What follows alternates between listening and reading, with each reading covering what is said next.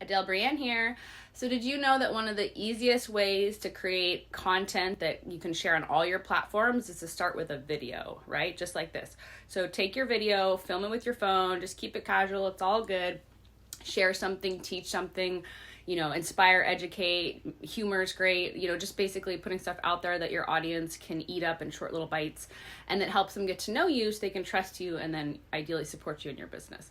So put your little video on YouTube, then you take the video link, you can put it and share it through your email list, through your Facebook group, through your Facebook page, through your Instagram, where else? LinkedIn, Twitter, Pinterest. I think you have to link a graphic to, so you can put on your website as a blog post. I love doing this. So embed the video onto my blog post, and then I can pin the picture to Pinterest. So there's a lot of ways you can take one video, share it through multiple platforms, and then it simplifies the idea of content. It's not so overwhelming. You could just do the one video, maybe once a week.